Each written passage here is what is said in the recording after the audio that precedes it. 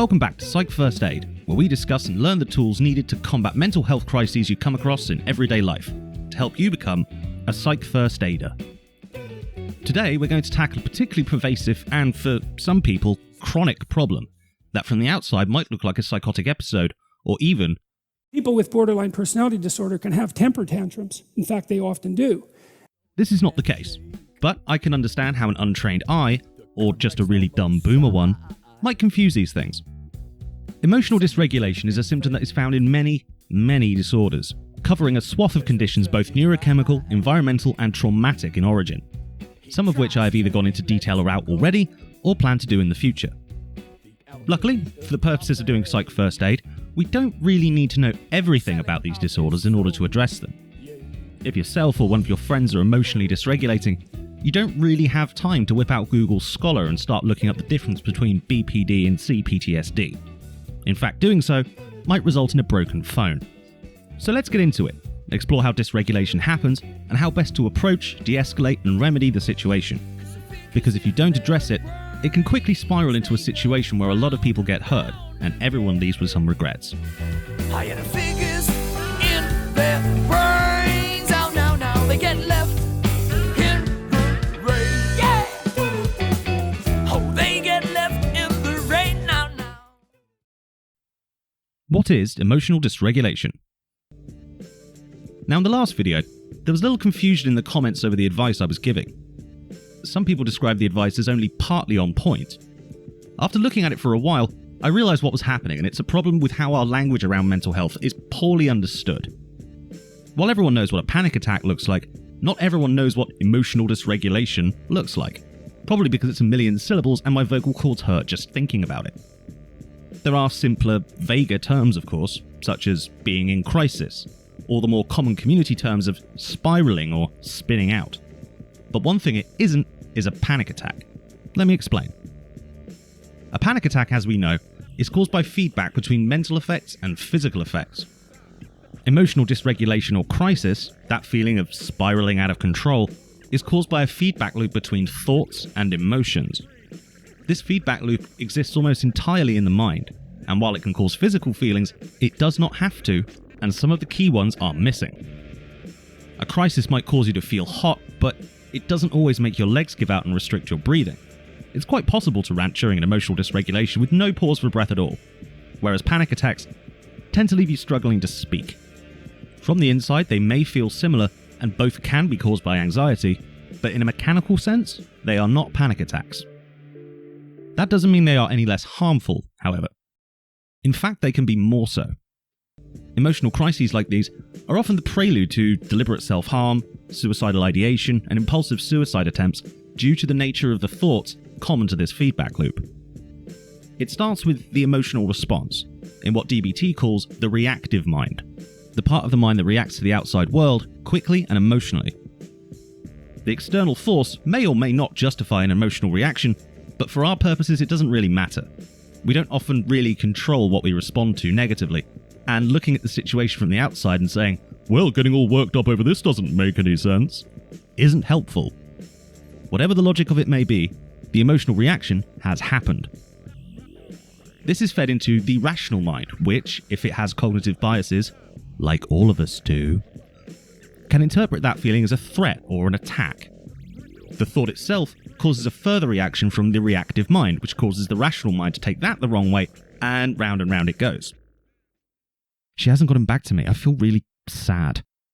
She must hate me. Of course she hates me. I'm terrible and I hate myself. You're so terrible that no one will ever love you. I'm a piece of trash. I hate this. I hate this. I hate this. I hate this. I hate this. You'll always feel this way. This is known as catastrophizing, where a seemingly small stone thrown into a pond ripples and ripples until it becomes a tidal wave of negativity. From the outside, this process is largely invisible and can be difficult to see coming unless you know the ins and outs of their life story, the how and why they might react to things this way. On the inside, it feels like being trapped inside your own head. The outside world becomes difficult to process and a sense of impending doom kicks in that causes people to engage in coping mechanisms that are often unhealthy. Anything that will break the cycle, even if it's self-destructive, is now on the table for them. I'm being pretty reductive here for the sake of simplicity, but that cycle of bad thought to bad feeling to bad thought is the main reason people spiral, become emotionally dysregulated, and can cause all kinds of behavioural outbursts, some safe and some unsafe, but all of them unpleasant for the person doing them. So, what do we do? As outsiders to this process, what actions can we take to break the cycle and de-escalate the high levels of emotion? Well, there are a few avenues we can take, but they all begin with a few considerations which I encourage you to listen carefully to. Consider before you act, you and them. Your relationship with the person is important here. How well do you know this person? Do they trust you? Do they have negative opinions of you? Are they afraid of you for some reason? Many women who go through this process, for example, will have a fear of men due to previous experiences with men getting in their personal space without consent, if you see what I mean. For this reason, avoid initiating physical contact wherever possible, especially if you don't know them very well. If they don't know you at all, it's okay to try and engage them, but be more careful with this. Start with your name and explaining that you want to help.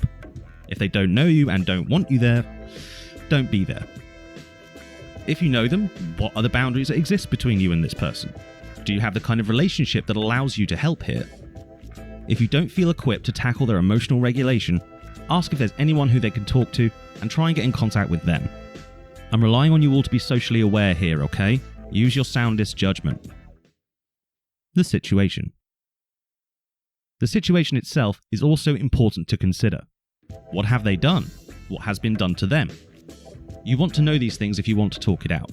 So acquire as much information as you can from bystanders, from looking around with your own eyes, and from the person themselves if they are willing to engage. Are there any dangerous objects in the area? Have they ingested any chemicals that might affect their behaviour? Have they broken anything or become physically injured? Is someone else already engaging with them? Sometimes having more voices in the room can make someone feel surrounded or ganged up on. You on one side, him on the other. It's like being at the bottom of a bloody well! Oh, and try and keep your exits behind you. Their emotional state. How are they presenting emotionally? What emotions seem to be guiding their actions? Are they afraid of something? Are they angry about something? Are they sad about something? This should be pretty easy to tell with body language and their choice of words and actions. You need to risk assess their emotional state before you attempt to engage. Are they going to be aggressive towards you? Towards the environment? Towards themselves? Look for body language that might imply this before you go forward. I made a whole video about how aggressive behaviour works, so take a look at that if you want to know more. The reason for all these considerations is pretty simple. Safety first. If you have reason to believe you're at risk, keep your exits behind you. Don't be afraid to disengage and call for help from others or even the authorities if it comes to it. If you have reason to believe that someone is attempting suicide, or if someone does so while you're there, call the ambulance immediately. Only once you have assessed the risks and feel confident to engage safely should you approach and begin to de-escalate the situation. Step 1. Let go of your ego. People who are in the middle of dysregulating often do and say all kinds of things, sometimes deep personal grievances, sometimes honest misconceptions, sometimes petty childish insults. Sometimes they could be hurtful or painful things to hear. During this whole process, you are likely to hear something that upsets you, which is why the first thing you need to do is hang up your ego. If you engage with someone with the intent to help a mental health issue, your judgment does not come with you. You're here to help, not criticize. If an insult hurts you personally, acknowledge it, but don't react emotionally to it at all. If someone is in a crisis, they will overreact to any negative outburst you have, like a Daily Mail headline writer, and turn it into more distress. Always remember that this is a moment in time, when they are not thinking straight and are guaranteed to regret it in the morning. Be like water, my friend, and flow with the shape of the conversation. Step 2. Hear them out. With your non-judgment brain shield established, it's time to establish what is happening. From their perspective. The trick to doing that is to ask neutral but open questions about what they are thinking and feeling. When I say neutral, what I mean by that is controlling the language you use, and just as importantly, the tone you use it with. For example, "Why are you freaking out?" is not a neutral use of language, for obvious reasons. "What the hell are you doing?" is slightly better, but it's hard not to say that with a spicy tone. Keep it simple and be approachable. Do you mind telling me what happened? Look, I'm not sure what's going on. Could you fill me in? Please, I want to help, but I need to know what happened to you today. Walk me through it, okay? The goal is to get a full picture of the situation, the way they see it, and identify the cause of the distress. So ask as many questions as you need until you have a good total picture. If the cause is something you can fix yourself, tell them you can fix it, and go do that. This might be enough to calm the waters, so you can avoid watching the rest of this video. Good for you! If they don't respond, can't respond, or you can't fix the situation right now, let them vent for a bit anyway and listen to them. A lot of people in crisis don't feel like their concerns are being heard, so hear them out. Now, there is a tendency during the venting process for people to start escalating themselves and growing increasingly agitated. If you see this begin to happen, gently stop that train of thought and get them talking to you again rather than talking to themselves. Keep them focused on solutions and on the present, not the past or the future. If you manage to talk them down, they start settling down themselves, or they feel better after venting, beautiful. Engage in aftercare and take them out for ice cream or something. If you're not getting through to them at all, then they're too dysregulated to engage in conversation right now, and are probably struggling to control themselves. So, let's help them with that. Step 3. What do they know? For people who are experiencing dysregulation, it's unlikely that this is their first time going through it. Some lucky people may have gone through therapy or some kind of course on exactly how to stem these kind of emotions. These include, but are not limited to, tip skills, controlled breathing, grounding techniques, mindfulness. There are all sorts of different names for these, but most of them are covered by the go-to therapy program for BPD, EUPD, and complex PTSD, dialectical behavior therapy. DBT is a many-faceted approach that deserves a video of its own at some point. But for our purposes, what we need to establish is if the person you're engaging with has any knowledge of these skills. Tell me, what do you normally do when you feel like this? Do you know any breathing techniques that might help? Do you remember any skills to make these feelings stop? If something comes to mind for them, good. Ask them to explain what their skills are and help them walk through it. If they can use their own previously practiced techniques to regulate their feelings, that gives them more agency and reassurance, which will assist for the next time this happens. If they don't know these techniques or look at you like you're speaking ancient Greek, don't fret. Even in the heat of the moment, you can still walk them through some of the techniques and use them to diffuse the emotional powder keg. Step 4. Encourage and assist. There is a problem of choice here. There are tons of different techniques you can use, and there are many ways to apply them. So I'm going to rattle off the basics of each one, and how you can apply them to assisting someone in a crisis. Grounding techniques. Grounding techniques work by directing the person's attention away from the internal feelings using a cognitive task. The classic example is the 5-4-3-2-1 technique. Quick, out loud, name 5 things you can see. Now 4 things you can feel. 3 things you can hear. 2 things you can smell. 1 thing you can taste. You may notice this took quite a bit of mental effort. It required you to focus your attention on your surroundings. Were you thinking about how your boss was a dick last week as you were doing that? Probably not. This is how all grounding techniques work.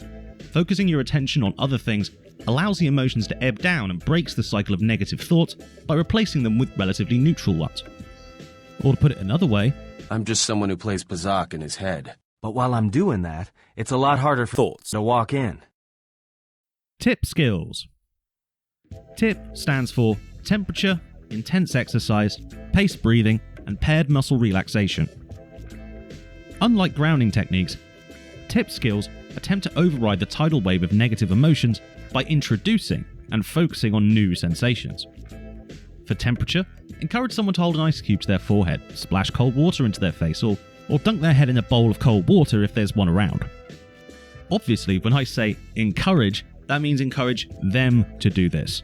If you splash water over somebody without their permission, that is not going to help them, and in fact it's probably going to piss them off more. The face and mouth are quite sensitive to temperature change, making the sensations easier to focus on, but you can ask them to use their hands as well if needed. If you have time to prepare, keeping some ice in a bag in the freezer or making some flavoured ice cubes for emergencies is a nice little trick. Get creative with it. Intense exercise involves giving the person a short but strenuous physical task and encouraging them to do it intensely. 10 press-ups, 20 star jumps and the 100-metre dash are always good things to suggest. Hitting a punch bag works pretty well if one happens to be nearby. The reason this works is twofold, really. Doing the exercise expends energy. When you're tired and focusing on that, it's hard to concentrate on those negative thoughts. It also dumps a whole bunch of endorphins, which makes internal sensation feel different, and thoughts more difficult to focus on. Paced breathing. Much like with the panic attacks from last episode, regulating the inflow and outflow of air is a useful trick. This time, however, rather than simply controlling the breathing to slow down the heart rate, we want them to focus on the feeling of breathing, of air entering and exiting the lungs. This is a component of mindfulness as well as TIP, paying attention to the process of breathing in and out and allowing the thoughts to slide by. Try it now. Don't control your breathing as such. Breathe normally, but focus on the sensation of air filling your lungs and emptying them again. Concentrate on that and nothing else. All your attention on the breath. You might find some thoughts trying to enter your mind. That's okay. Allow them in. Acknowledge them, but don't fixate on them. Allow them to leave. Visualize them sliding out of your mind, like an ice cube sliding off the edge of a table, one by one. And then return your attention to your breath. If you were following along, that was a very basic form of a meditative mindfulness exercise. A longer, more involved one would include feeling the sensation in different parts of your body, paying attention to tiny noises in the environment you wouldn't otherwise notice, fixating on the heartbeat as well as the breath, that sort of thing. It also leads us neatly to paired muscle relaxation. This involves encouraging people to relax particular muscles in pairs, naturally, one at a time and one after the other. For obvious reasons, this will require them to sit down. If you tell someone to relax their legs while they're standing, then I can't help you. Turn off the machine and walk away. This muscle relaxation can be done with the breathing techniques we just went over for a maximum effect. Relaxing your muscles, completely relaxing I mean, actually takes a lot of concentration and effort, so if you're already focusing on an area of the body, it becomes a lot easier. The only problem with paired relaxation is that it can require practice to get the effects of it to work, because it's a very unnatural thing to do. If the person doesn't know how already, teaching it to them on the spot can be a challenge. That's why many people, including myself, will often recommend trying these in order, because the earlier stuff is simpler and quicker to do, both as a form of self-care and what we're doing right now, which is guided self-care. These are just a few of the most common techniques for tackling emotional crises, the ones I've used myself if I'm honest. There are plenty of other skills out there, I don't have time to get into them all, and every person who goes through DBT inevitably adapts these skills to suit what they find emotionally comforting. If you're one of these people, why not post yours in the comments? Step 5. Aftercare. So, using your newfound skills, you've managed to bring the person down from the ledge, prevented the cycle from spinning out of control. Well done. But just because you've stopped the plane from spiraling out of the sky, doesn't mean you can let go of the control stick just yet. You need to land the thing smoothly. The key word for this is distraction. Distraction, distraction, distraction. By which I mean, oh look, a puppy! 5 minutes later. Oh yeah, distraction activities. When I said take them for ice cream earlier, I actually wasn't memeing or ice creaming. Taking someone for a nice experience to distract them from the negative one that just happened is a good idea. The same can be said of ice skating or laser tag or whatever. If you can't afford ice cream because you made the idiot decision to become a YouTuber, because the shops are all shut, engage them with something else. Card games, colouring books, origami, those are my personal recommendations, but anything that focuses the mind and ensnares the attention will do. Keep busy, keep sane, and if you can throw in random acts of kindness to sprinkle in positivity, even better. After the distraction is over, however, you will at some point have to disengage with them. Everyone has to go eat and pee at some point. The key to disengaging smoothly is to explain why you have to go, and give them a little reassurance to go forward with.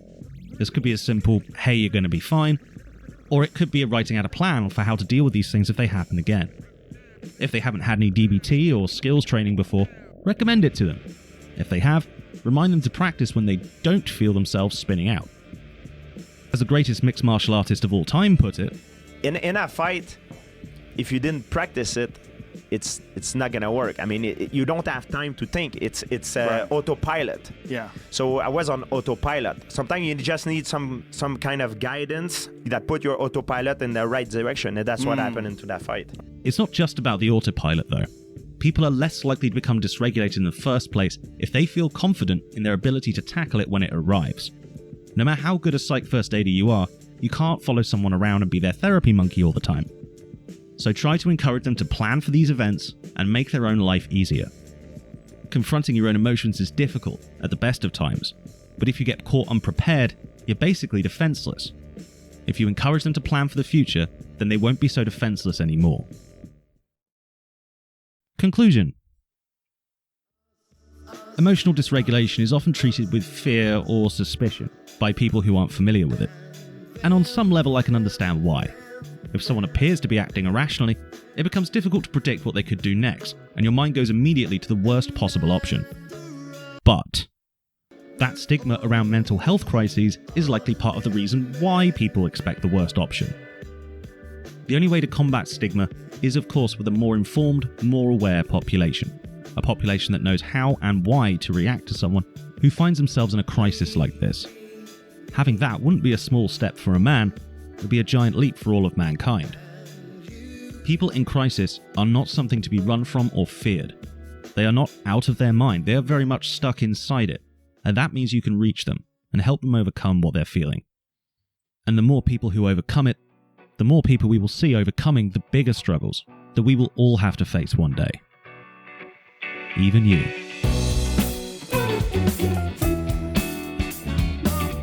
Hi everyone. If you want to see this video get boosted in the algorithm, please hit the like button. If you want to be notified when the next one comes out, please hit the subscribe button. And if you want me to keep making more of these videos, please consider supporting me on Patreon. Big love to all of you, and take it easy, yeah? From a golden handshake, the contract's almost signed, and the signature's been